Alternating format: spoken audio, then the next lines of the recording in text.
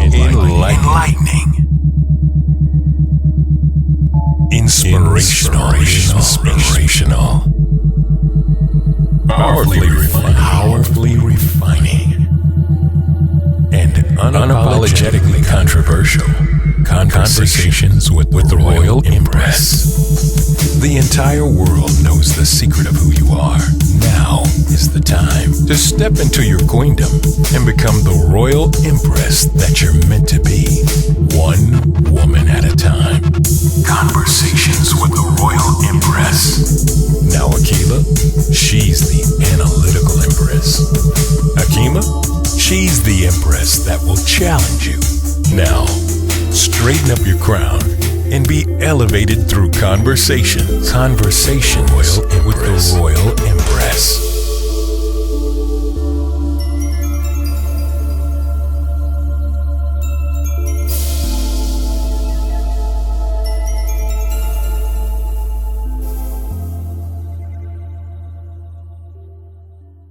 Welcome back to Season 2 of Conversations with the Royal Empress. This is Dr. Hakima, and joining me is my tribe member and co-host the Royal Empress, Akila. Hey. Akila, you want to say what's up? Okay, all right. Joining us, we have a very, very special co-host, a sister we've been trying to bring on for a minute, but she's been making power moves. We're able to get her on now, Margaret Mahdi. But let me tell you a little bit about Margaret after she says hello to the audience. Greetings to all of you all. It's an honor to be with Dr. Hakima Jihad and Sister Akila on the Royal Empress. I'm very excited. Greetings to all of you. Thank you. See, I know, audience, I know you all can feel her spirit. Man, this sister has a beautiful spirit. I just wanted y'all to be able to just feel a little bit of it. Let me give you an intro of our sister. Margaret Mahdi is an educator, a student, a producer, playwright, and artistic director and founder of Mahdi Theater Company. I know y'all heard of Mahdi Theater Company because I know you heard the Bronzeville Musical. It's just been the most talked about play in Chicago. So I just had to just give that shout out, that plug. You're going to hear more about what Margaret is doing a little later. But I want to get to our topic discussion today for episode number 3 of season 2. Our topic is treasure hunt, finding your hidden gifts. In your own words, Keila or Margaret, either one of you all can answer the question, but just what are your thoughts when you hear that, a treasure hunt and finding your hidden gifts? What does that mean to you? I think a treasure hunt is something that is specially crafted by God because we are his treasures, and he has given each human being a significant specialized gift to share with the world. And it is a blessing, as it says in scripture, when one finds his or her purpose in life. You know that your gifts, your talents, whatever it is that God has gifted us with, we are an extension of him. So it's very prized, it's a treasure, it's special. And when you're on the journey, a constant journey, trying to locate what it is, how to do it, what is my purpose. And when we finally connect to that and with that, it shows that we are on the pathway of God and that we are answering what he has placed for us to do before we even came into the world. So I just feel like treasure hunt, overall, it's just the pathway of discovery of self, your purpose, and living that life purpose to the fullest. That's what I feel when I hear treasure hunt, discovering your gift. But for me, finding that hidden treasure is really tapping it. When you're on that treasure hunt to find that hidden gift, you're actually on the search for God. I mean, it's. I'll give you an example. And you have people who their way of finding their hidden gift is finding what other people are doing. And I see that a lot. I'm like, you have one person start a business on doing products, skin products, and then you'll have 20 other people doing the same thing. And that's not really finding your hidden gift. You're not really treasure hunting within. You're looking externally to find your gift, and you're trying to find it in what other people are doing. That's not finding your gift. because those people are not the true gift giver. The true gift giver is Almighty God Allah. So you can't find your gift by looking at somebody else. And that's the issue. So many people are trying to find their gift in someone else. Being able to self-reflect, dig deep, ask questions to why you're here. Why did God create me? What purpose do I serve? That's very special in self-discovery. And once we locate that gift, being able to execute when we discover that gift.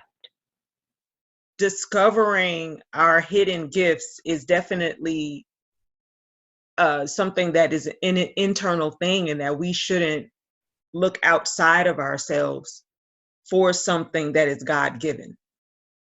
You know, now sometimes there are things outside of ourselves, though, that may spark what's already inside.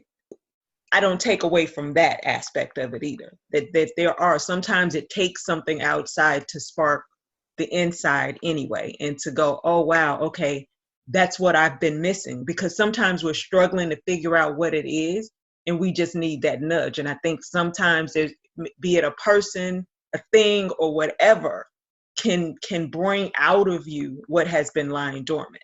So we, you know, that's the only place that I look at when I think of what externally can help for us to find what we're looking for. So that's kind of my thought process on it. See, I got me look within and just don't want to look without, and so I can find some more creativity. That is, man, that was so on point, sis, that you said that.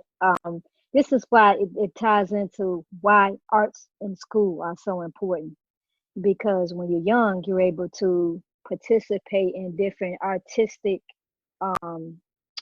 projects or events in school that allows you to take the mirror and turn it inward so that you can find that inner gift.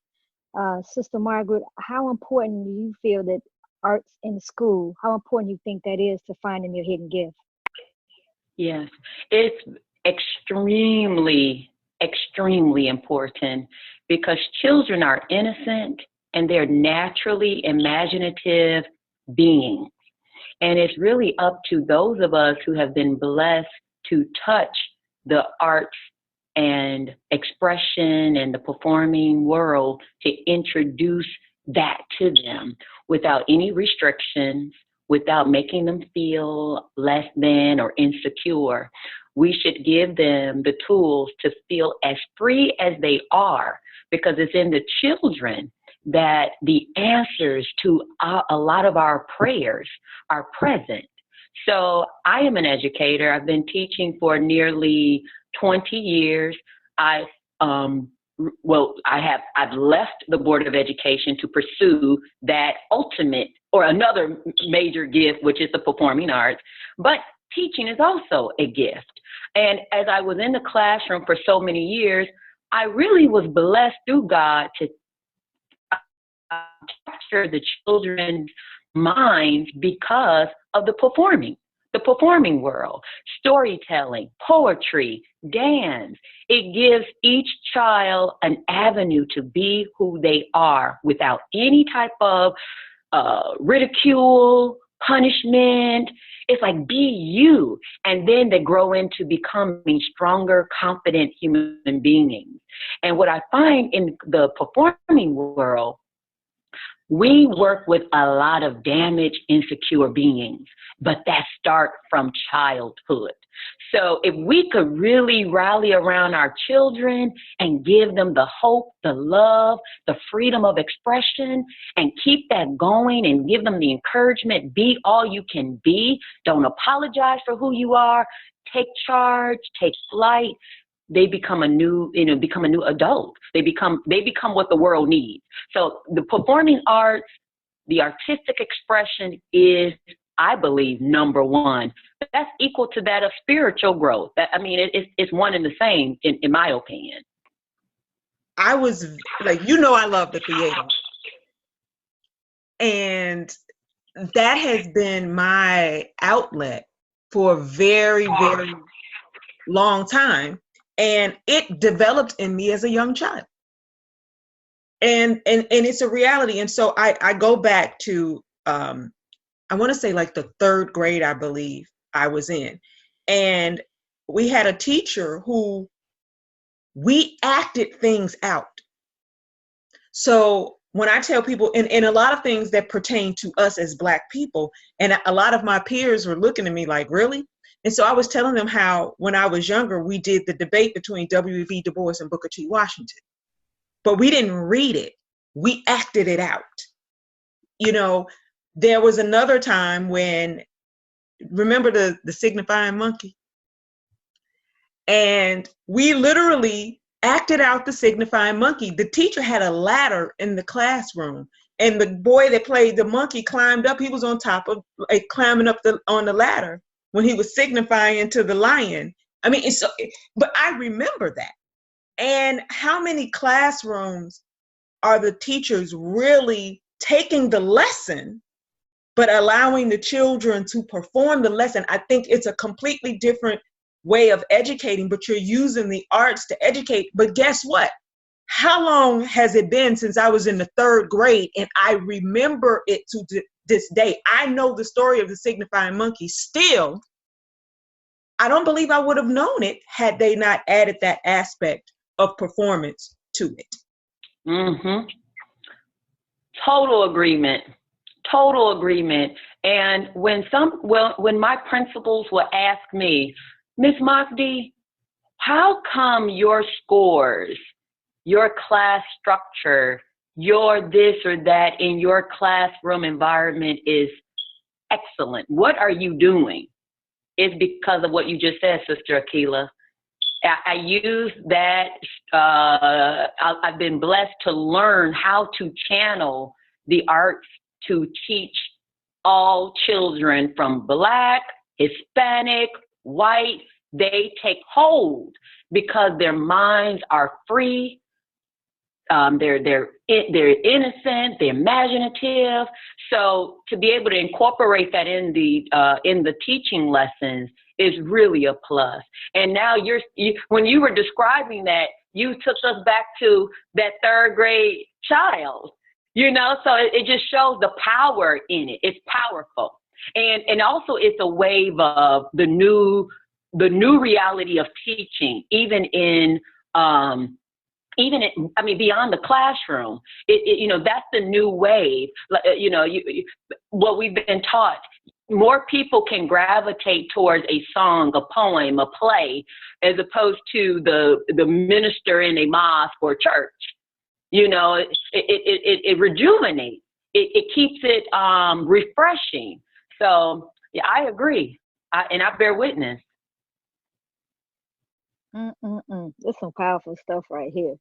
Now, in this day and age, right now, we have our children sitting at home. So I mean, they can't really, utilize. It can't be in that school environment where they can really express themselves artistically. What are your thoughts on that, and how can artistry be incorporated in that type of setting? Really, you just gave me an idea. Perhaps, I would love to reach out to schools that I've taught to see if there could be a session held, if there is a storytelling session. I know that CPS just started school this past Monday, and they're doing a lot of the Zoom and conferencing online. But if we can incorporate a segment of storytelling or some creative writing, just to continue continue on that momentum, that it will do a lot, because everyone is now at home, and children are not connected to their peers anymore. So we have a lot ahead of us to work on and to work towards, especially in such dire time. In fact, that's one of my moments of deep reflect, trying to find out how to keep this thing going in a time of darkness where people are still inspired, but not doing it in the sake of, let me make sure the brand is still alive, but really doing it because it's a tool to heal. It's a tool to connect. It's a tool to uplift. Taking the vanity part out of it and making it worthwhile, making those human connections. That's pretty much the space I've been in for this past month or so. So it's so much artistry out there, but it's so much artistry with so much vanity in it. So it's so hard to sift between that healing artistry than that vain artistry. It's so difficult. Now, sis, I'm gonna ask you this. I mean, for those people who are trying to find genuine healing artistic art form that's being demonstrated out there, what would be your advice to them? I would, I'm doing it right now for myself with rebuilding, restructuring, reanalyzing my why, connecting to my power of my intentions. And I think it's something that you just organically feel. You know, it's like when you're watching a program or reading a book, if you feel it, and that's where you are in that space, you're going to immediately know that this is a platform that is of service, it's a platform of inspiration, it's a platform of healing, and not still trying to keep up in the hype of what this world's life has brought it at that time, because now we're shifting in a whole new realm of performance. And I'm ready, with the permission and his help of God, to transition also. So this is why I was sharing with you, sisters, earlier, that the only way I can find that is in the space of being quiet and really just making sure that my intentions are reflective of God's purpose in this time and beyond. So I think any of us can really connect to it by purging ourselves and really latching on to people that you really feel, you're like, I feel her, I feel him, I feel this project. And I think that's how that wave of connection begins. That's just the space that I'm in right now. The world that we know it is definitely changing. We're moving with, as the scholars say, we're moving in a time of Aquarius, where the wisdom of the universe, the wisdom of our ancestors is just being unleashed into the public. And now what was hidden from us is no longer hidden from us. So we are moving into a new way of thinking. We are moving into a new way of practicing, where we do need to incorporate arts. That's part of our culture. We go way back in Africa. Artistry is very important, a very big part of our culture, and a very big part of our spirituality. Thank you, my sister, for tying that spirituality into that art form. Now, we talk about children, but I mean, at this day and time, that the same rules that apply to our children, we apply to the adults. We have adults working jobs, and that's really not their calling. What are your thoughts on that, sis? Yeah, I agree with you. Equal to that, to the children, to the young and the old. Again, having that one-on-one dialogue with the creator, whatever we call him by, and seeking that answer of what do we do next, and seeking his permission to move out on our calling. Because ultimately, if we do not do it, we will be held accountable and we will suffer in life. So something has to give. And it's just about making an intelligent decision, creating an outline. I believe it starts first with dialogue with the creator, asking the when, the how do I do it? Who do I connect with? And working your prayers. And, in creating that outline, just stepping out on faith and not do it like a lot of people will say, well, I just quit my job. You know what? Okay, if that worked for you. And other people say, like Sister Keela mentioned earlier about being very structured and organized. Some people say, no, I need a plan. So whatever works best for you, it always stems from faith. And I feel like if it's your calling, as it says in scripture, will make way for you. It will provide for you. It's just stepping out there, first identifying what it is and stepping out there to do it.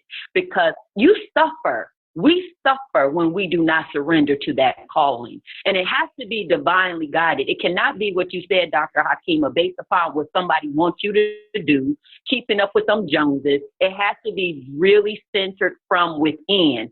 And when you feel it, or when I feel it, we need to move, because who knows what tomorrow will bring. We may not be able to live to say, I did my calling. How many people have died, did not surrender to the call?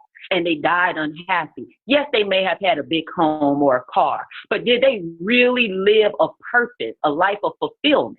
So this is where this platform and other platforms can encourage that.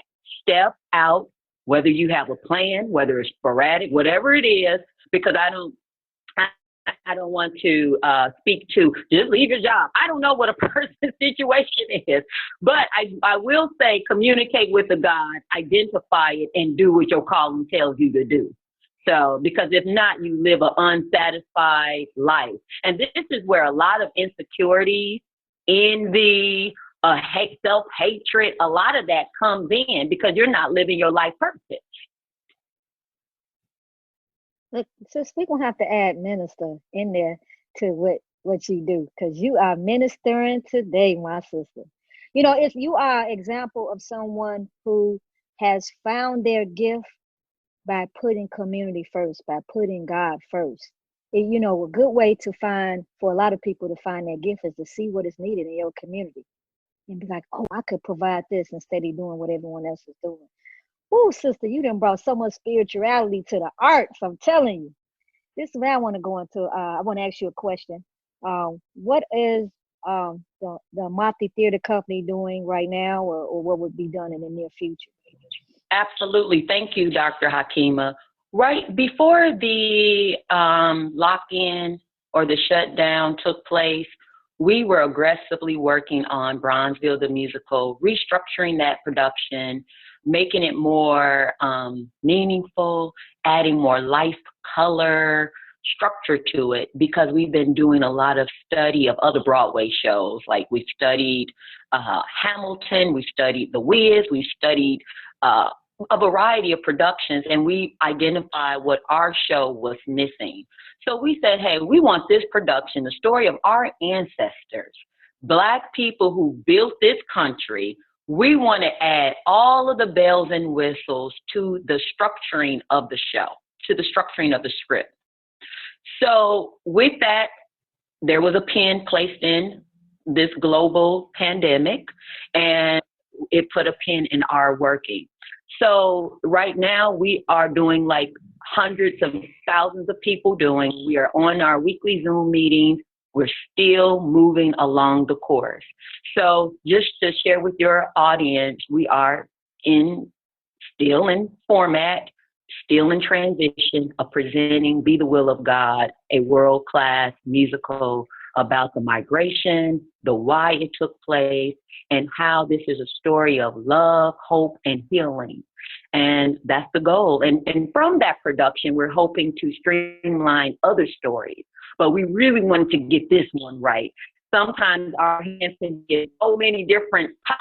And it's like, look, focus on your thing and nail that, and then transition to the next. But right now, Bronzeville The Musical is our golden child, so to speak.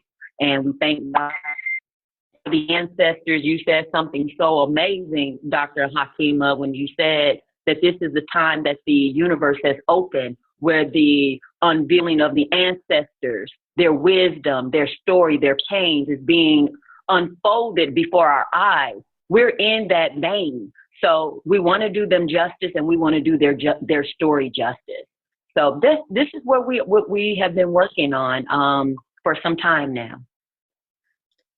I just want to add that I saw Bronzeville The Musical, and I thought it was a phenomenal performance. And so I'm just excited to know that you guys are working to make it even greater than it already was. And so that's like music to my ears anyway. So it is, and I think it is just when I watched it, it really brought me back, to thinking about how our ancestors, and not just ancestors, because our parents, grandparents were part of that migration and part of that whole, and I'm like I am a fan of the Harlem Renaissance era, period.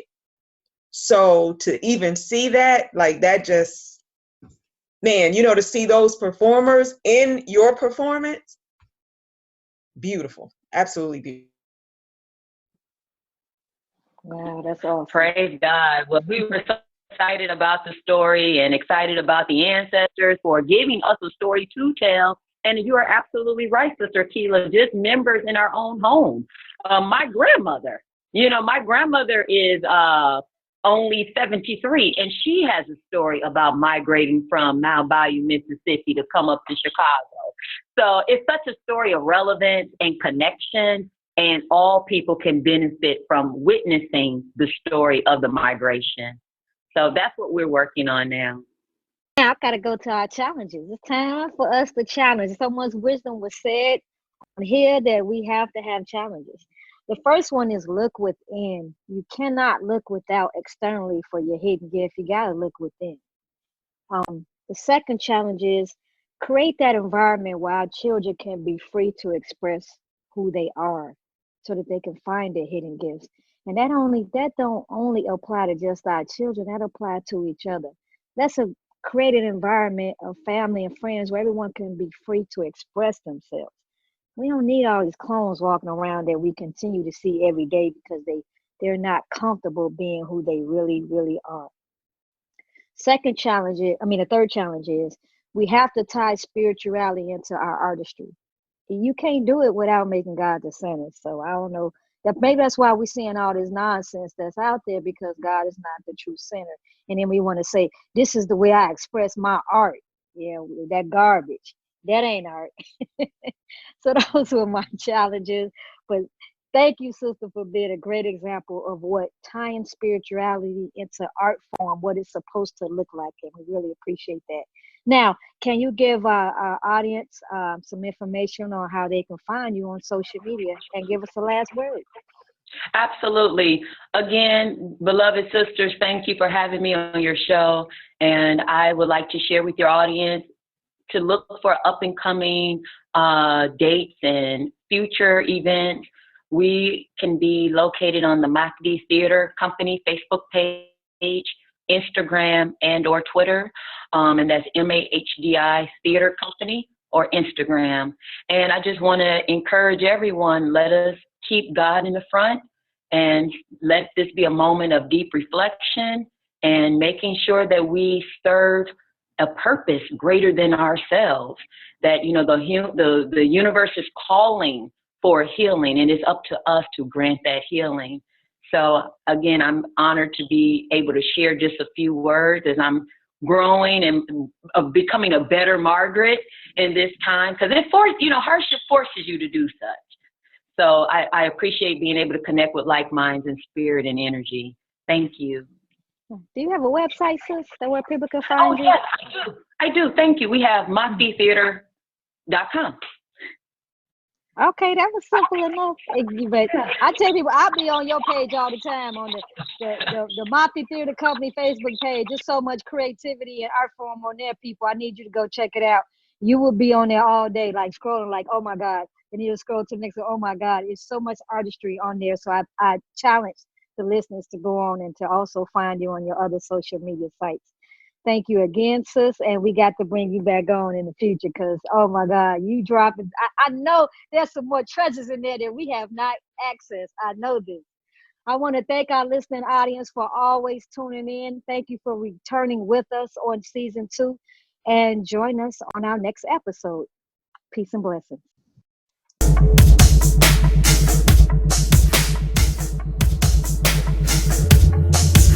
Thanks for listening to another episode of Conversations with the Royal Empress. Tune in next week for another enlightening conversation.